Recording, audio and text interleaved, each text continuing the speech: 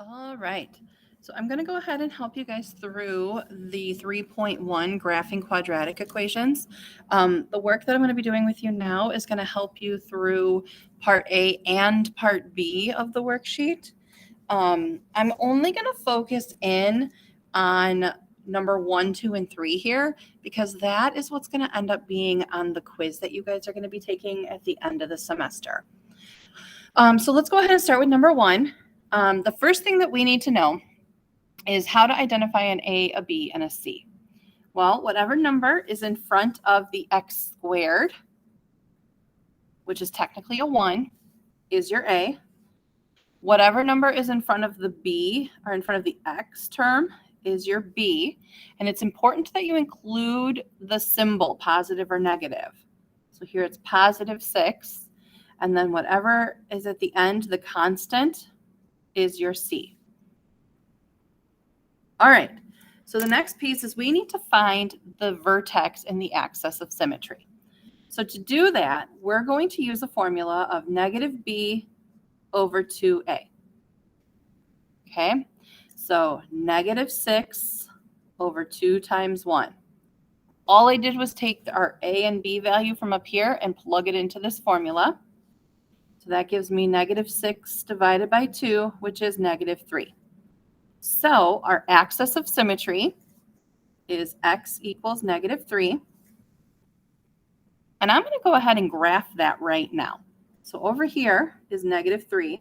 And I'm going to go ahead and put in a dotted line on my graph, because that's our axis of symmetry. X equals negative 3. And that is the line where it's going to be the same on both sides of that line. All right, so then to find the vertex point, we're going to go ahead and put that negative 3 as the middle x value.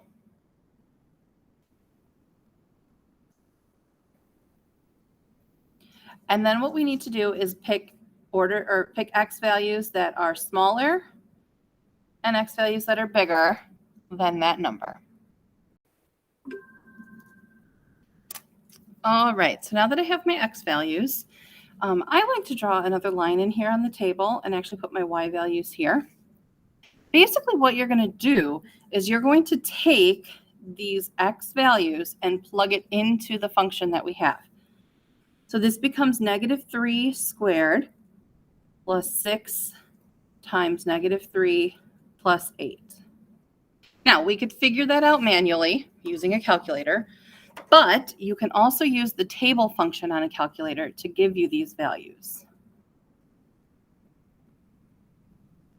And now it's important to know that whatever you have here is going to be your value here, and the same thing here, because remember, it's a line of symmetry, so those are going to be the same. So now we can go ahead and graph these ordered pairs. Okay, so negative 1, 3, negative 2, 0, negative 3, negative 1, negative 4, 0, and negative 5, 3. All right, so here's our parabola opening upwards. We have our axis of symmetry here that divides it in half. All right, so the last thing that we're going to need to do is we need to identify our zeros, our domain, and our range.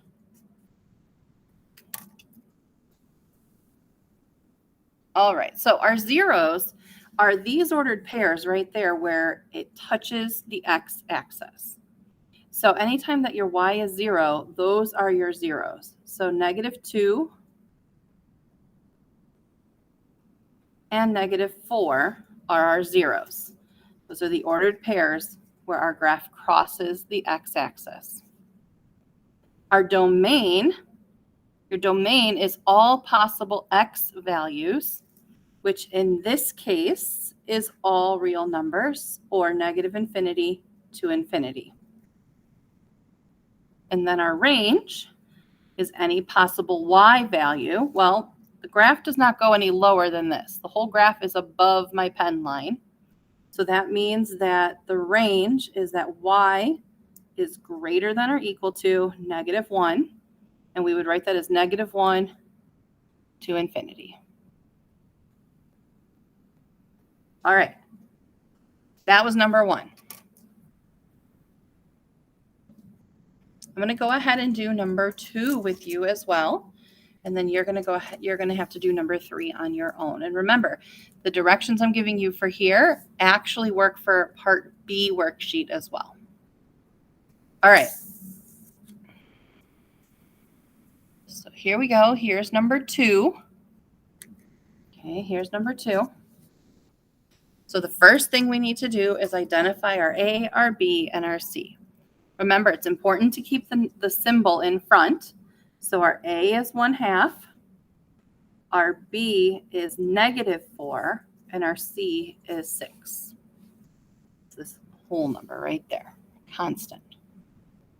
All right, so now to find our vertex, we're going to use that formula again, -b over 2a. So -4 over 2 times 1/2. All right, well, negative becomes positive. 1/2 of 2 is 1. So our vertex is 4. All right, so remember, that becomes our axis of symmetry. So x equals 4 is our axis of symmetry. I'm going to go ahead and mark that on my graph.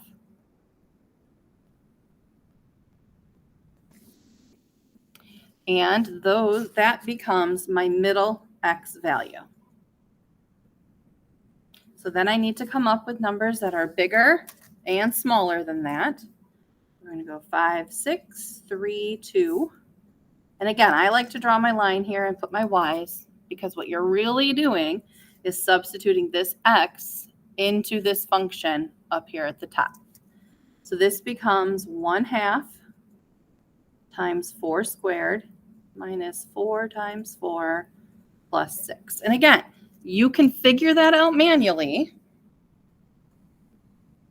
or you can have the calculator do it using the table function.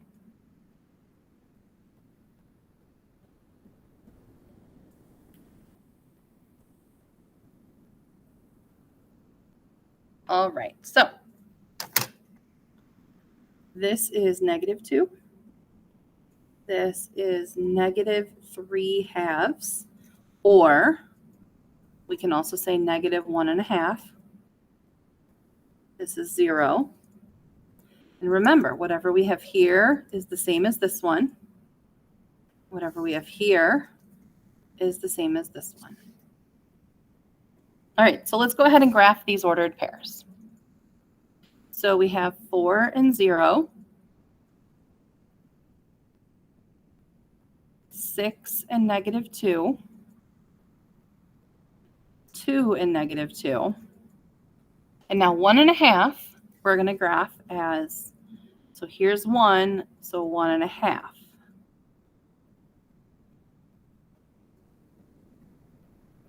All right, so here's our parabola.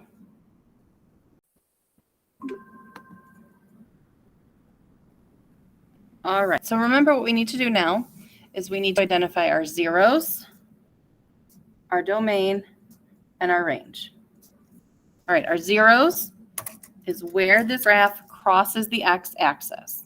So in this case, we only have the 1. It's this ordered pair right here at 4, 0. So our 0 is at 4. So then our domain is all possible x values. Well, this one's going to keep going and going and going and going. It's going to continue both directions. So it's all real numbers, or -infinity to infinity.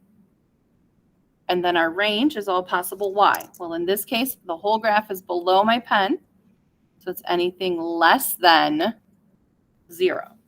So y is less than or equal to 0, or -infinity to 0. So for part A, you need to finish number 3. If you want to try the others, you can, but they're going to follow a different pattern, and that's not going to be on the quiz. So I would suggest at least doing number 3, and then go ahead and do part B worksheet as well that practices the same skill.